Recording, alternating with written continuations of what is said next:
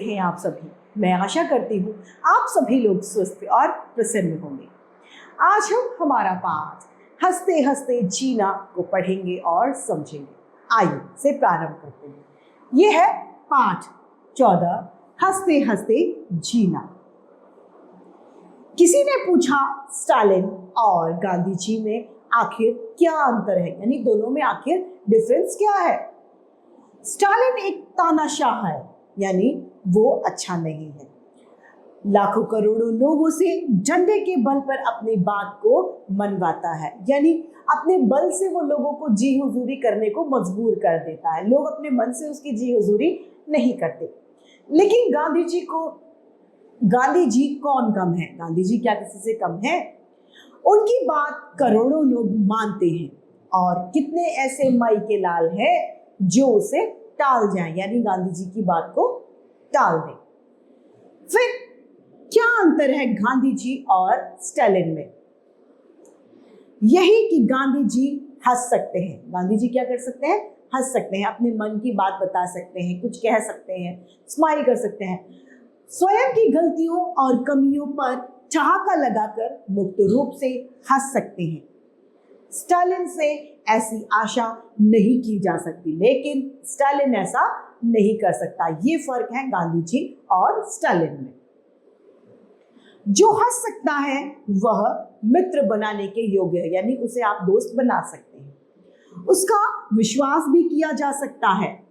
जो हंस नहीं सकता वह दुखी तो है ही, लेकिन खतरनाक भी ज्यादा है, क्योंकि वो मन ही मन में कुढ़ता रहता है, क्योंकि शायद वह दूसरों को भी दुख ही देखना चाहता है। हंसना एक नियामत है, यानी हंसना एक तोहफा है। जो इस नियामत से वंचित है वह दया का पात्र है, यानी जो हंसना नहीं जानता उसके ऊपर हम सभी को क्या करनी चाहिए? दया।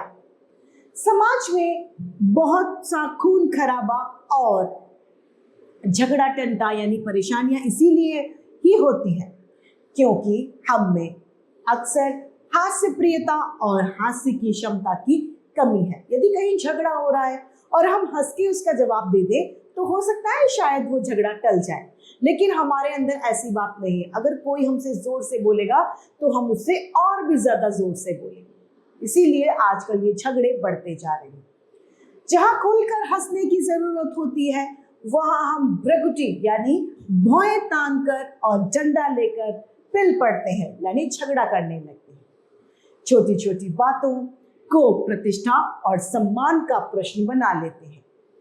यह मूर्खता नहीं है क्या कि बच्चों के झगड़े में बड़े बच्चे बन जाते हैं, जबकि बच्चे थोड़ी देर बाद फिर हंसी खेल में लगकर झगड़ा भूल जाते हैं। सही बात है, बहुत सारे पेरेंट्स, बहुत सारे अभिभावक ऐसे हैं जो बच्चों के झगड़े की वजह से आपस में झगड़ा कर लेते हैं। ऐसा नहीं करना चाहिए, क्योंकि बच्चे तो अभी झगड़ा करेंगे और बाद में एक हो जाएंगे, लेकिन माता पिता जो है वो अपने बीच में एक बैर बांध के बैठ जाते हैं। उधर उनके अग्रज और समझदार समझाने वाले बड़े लोग हैं जो सालों छोटी छोटी बातों को पालते पोसते हैं, चेहरों को लटकाए रखते हैं और मामूली मामलों में अंडों को जतन से सेककर झगड़े टंटू के चूजे पैदा करते हैं, यानी एक बात को मन में लेकर बैठ जाते हैं और उसे निकालते ही नहीं है। एक बार एक व्यक्ति जल्दी में किसी से टकरा गया। जल्दी थी इसीलिए ज्यादा बात का समय उसके पास में नहीं था। वह बोला, महाशय, यदि इसमें मेरी गलती थी तो कृपया करके मुझे क्षमा करें। यदि आपकी गलती थी तो चिंता न करें, यानी मेरी गलती हो गई तो मैं माफी मांग लेता हूँ, और आपसे गलती से लगी तो कोई बात ही नहीं है।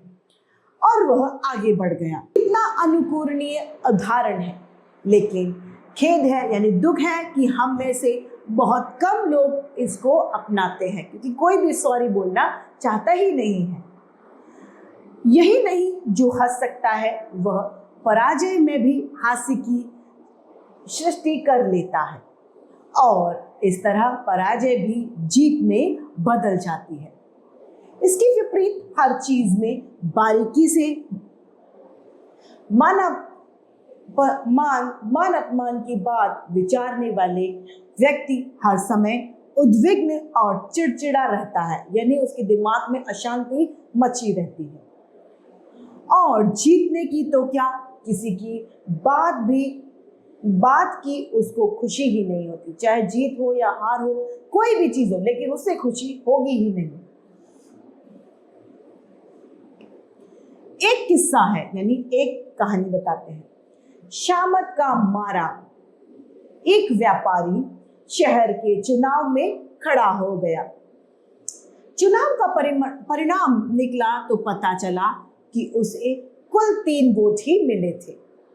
अगले दिन जब बाजार खुला तो व्यापारी की दुकान पर एक बड़ा सा नोटिस टंगा हुआ था, एक बोर्ड टंगा हुआ था।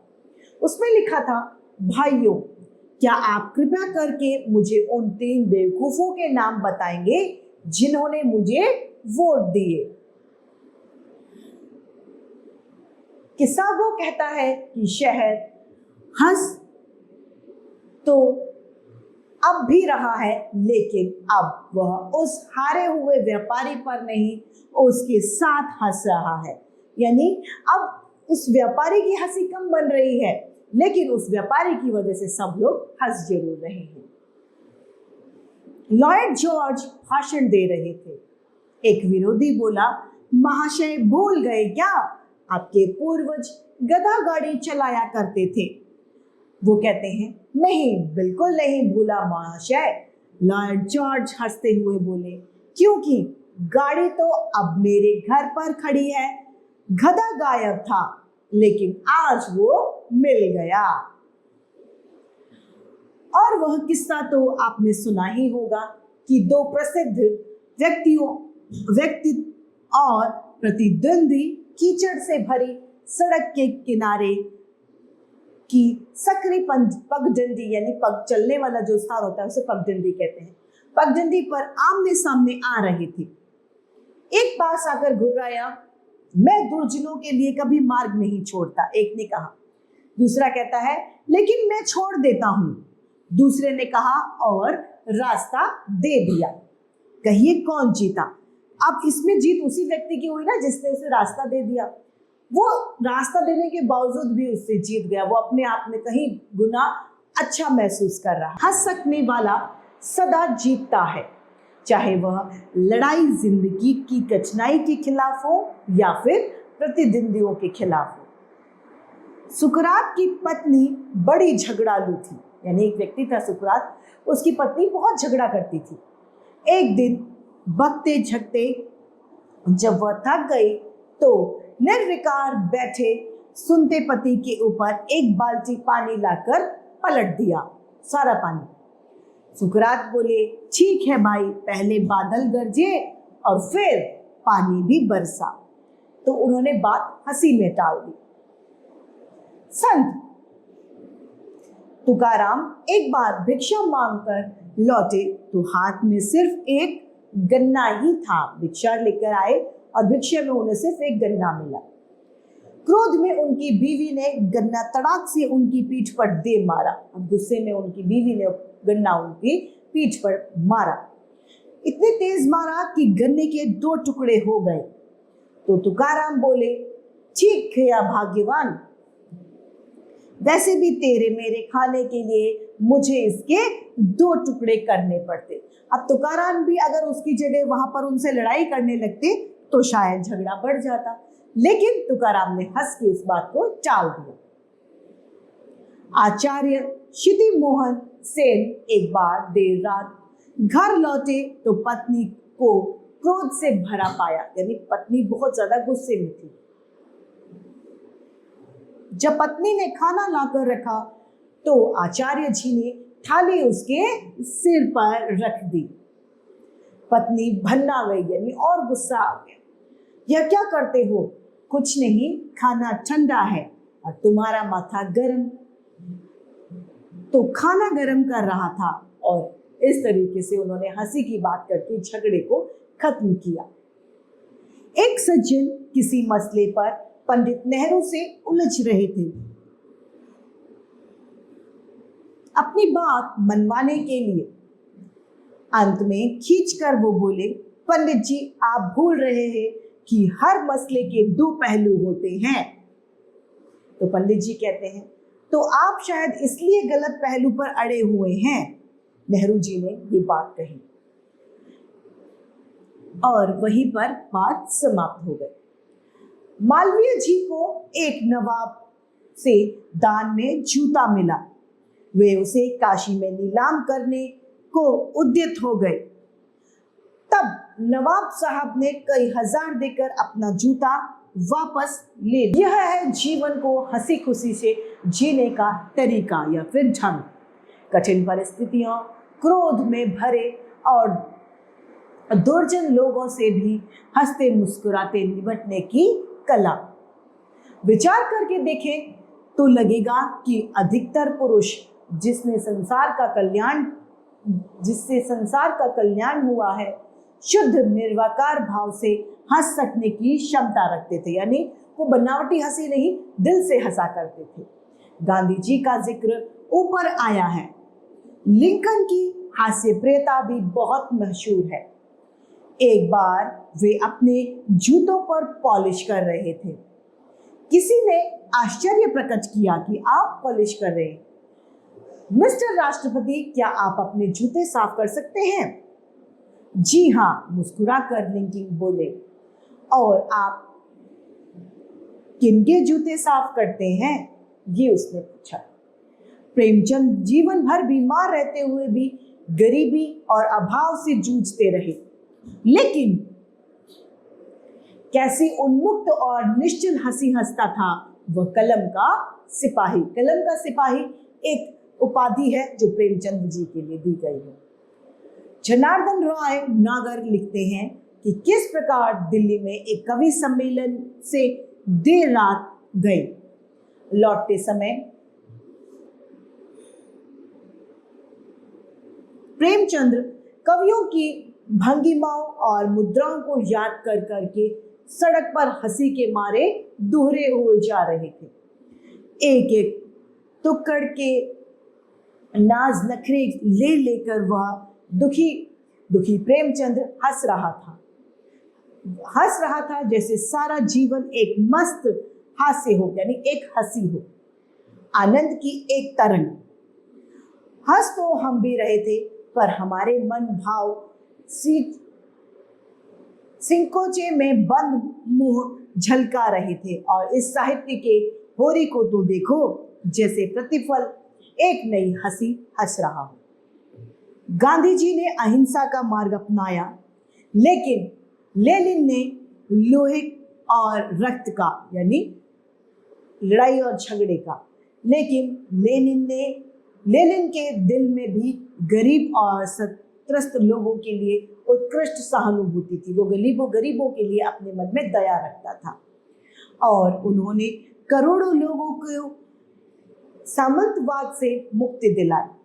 और इन्हीं लेनिन के बारे में गोरकी लिखते हैं कि मैंने लेनिन जैसे संक्रामक हंसी किसी और की भी नहीं देखी। अजीब बात थी कि इतना कठोर, यथार्थवादी और शोषण से इतनी उत्कृष्ट घृणा करने वाला व्यक्ति बच्चों की तरह हंसता था कि गला रुंधने लगता था, आंखों में उसके आंसू आ जाते थे। और इसके बाद गोरकी लिखते हैं और बहुत कठिन लिखते हैं और बहुत ठीक लिखते हैं कि इस प्रकार हंस सकने के लिए बहुत स्वस्थ और शक्तिशाली मानस की जरूरत हो। इसी के विपरीत हिटलर था, जो अंदर ही अंदर सुलगता रहता था, यानी वो अंदर से कुड़ता रहता था, जिसने संसार में भी आग लगा दी। नेपोलियन में घुन्ने स्वभाव का और अंतर्मुखी प्रवृत्ति का था और उससे भी अपनी महत्वाकांक्षा की पूर्ति के लिए यूरोप के लोगों की जान सांसत में कर दी। यह तो कोई कह ही नहीं सकता कि हिटलर और नेपोलियन अद्भुत शक्तियों के स्वामी नहीं थे। एक विशेष अर्थ में निश्चय ही महान थे, लेकिन उन्होंने अपनी सामर्थ्य का उपयोग मनुष्य की भलाई के लिए नहीं किया, और शायद इसका कारण यह भी था कि वे जिंदा दिल कम थे। इसीलिए जिंदगी जिंदा दिली का नाम है। जिंदगी किसका नाम है? जिंदा दिली का नाम। हंसिए और सबको खूब हंसाइए। शर्त सिर्फ 3 है। हंसी मुखौटा ना हो, दुश्मनी के मुंह पर पड़ा झूठा नकाब ना हो, हंसी ऐसी ना हो कि दूसरा सुनकर रोए, साथ ना हंस सके, हंसी जिंदगी से पलायन, असलियतों से दूर भागने का नाम ना हो। जिंदगी संग्राम तो है ही, यानी जिंदगी लड़ाई तो है ही, लेकिन उसे हम धर्म युद्ध बनाएं, गाली गलौज वाला सस्ता फसाद नहीं। और इस धर्म युद्ध को हम हंसते हंसते लड़ें, मुंह लटका कर नहीं, मनुष्यत से नहीं। इस पाठ के रचयिता हैं विजय वर्मा। यानी हमें जिंदगी को जीना है तो कैसे जीना है? हंसकर। पाठ की समाप्ति के बाद आइए शब्दार्थ को देखते हैं। तानाशाह अर्थात वह शासक जो मनमाने ढंग से शासन करवाता है। नियामत यानी ईश्वर की देन या तोहफा। भृगुटी अर्थात भोए। अग्रज यानी बड़ा भाई। अनुकरणीय अर्थात अनुकरण करने योग्य। मानव अपमान, मान और अपमान। उद्विग्न यानी बेचैन। शामत का मारा अर्थात दुर्भागा। प्रतिद्वंदी अर्थात विरोधी। निर्विकार अर्थात विकार रहित। उद्यत यानी तैयार। उन्मुक्त यानी आजाद। निश्चल यानी छल कपट से रहित। कलम का सिपाही एक संबोधन है मुंशी प्रेमचंद जी के लिए। साहित्य के होरी, यह भी संबोधन है प्रेमचंद जी के लिए। स्वतंत्र यानी डरा हुआ। संत्रस्त यानी डरा हुआ। उत्कृष्ट यानी तीव्र। अंतर्मुखी अर्थात भीतर की ओर जाने वाला। महत्वाकांक्षा यानी बड़ा बनने की इच्छा। पलायन यानी जीवन से भागना। आइए पाठ की समाप्ति के बाद हम इसके अभ्यास कार्य को देखते हैं। अभ्यास कार्य ये है मौखिक। प्रश्न पहला है, स्टालिन कौन था और गांधी जी कौन थे? स्टालिन एक तानाशाह व्यक्ति था और गांधी जी एक सामान्य व्यक्ति थे जो हंस के अपना जीवन स्वयं जी सकते थे। स्टालिन और गांधी जी में क्या अंतर था? स्टालिन हंस नहीं सकता था, वो अपने मन की बात किसी को नहीं बता सकता था, वह अपने विचारों पर खेद या खुशी महसूस नहीं कर सकता था। इसी के विपरीत गांधी जी शांति प्रिय व्यक्ति थे। गांधी जी हंस सकते थे, वे अपने विचारों को रख सकते थे, गलती होने पर वह किसी से क्षमा भी मांग सकते थे। झगड़ा किस लिए होता है? झगड़ा इसीलिए होता है क्योंकि हम सभी अपने अहम में जीते हैं। हम बिल्कुल भी झगड़े को एक मुस्कुराहट के साथ खत्म करना नहीं चाहते, इसीलिए झगड़ा होता है। भाषा अभिव्यक्ति।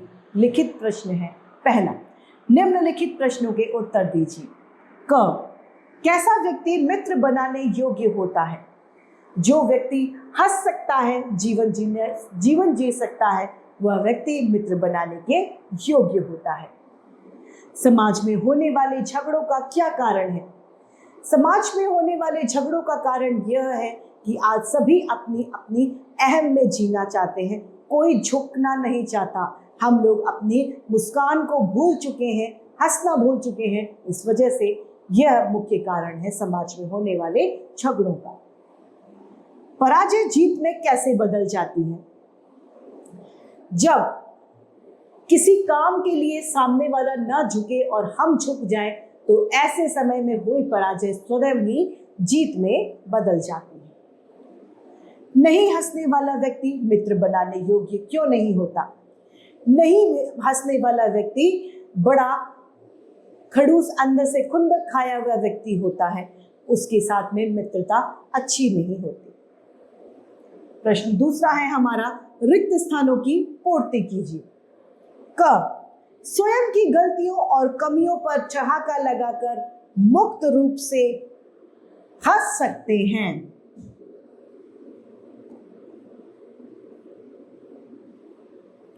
ख, रिक्त स्थान एक नियामत है। हंसना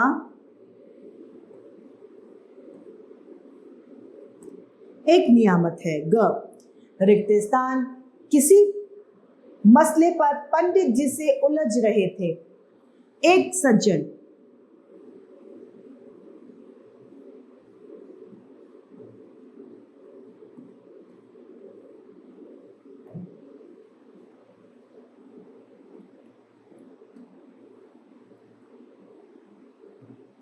रिक्त स्थान राय नागर लिखते हैं।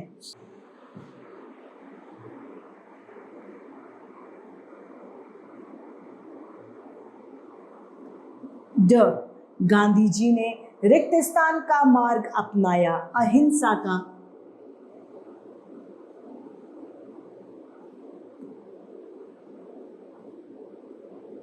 प्रश्न तीसरा, नीचे दिए गए वाक्यों का अर्थ स्पष्ट कीजिए। क, उधर उसके अग्रज और समझदार समझे जाने वाले बड़े लोग हैं जो सालों छोटी छोटी बातों को पालते पोसते हैं, चेहरों को लटकाए रहते हैं और मामूली मामलों को अंडे के जतन से सेक कर झगड़े टंटों के चूजे पैदा करते हैं। यानी इस लाइन से, इन पंक्तियों से यह स्पष्ट होता है कि बड़े जो लोग होते हैं वो मन में बैर को पाले रखते हैं। अब मन में बैर आपके हैं और आप वही बातें अपने बच्चों के दिमागों में भी डाल रहे हैं ताकि वो मतभेद बढ़ता ही चला जाए, लेकिन ऐसा नहीं करना चाहिए। ख, जो हंस सकता है वह पराजय में भी हास्य की सृष्टि कर लेता है और इस तरह पराजय भी जीत में बदल जाती है। इसका मतलब है जिसे हंसना आता है, जो हंस सकता है, वह व्यक्ति हार को भी हंसकर स्वीकार कर लेता है।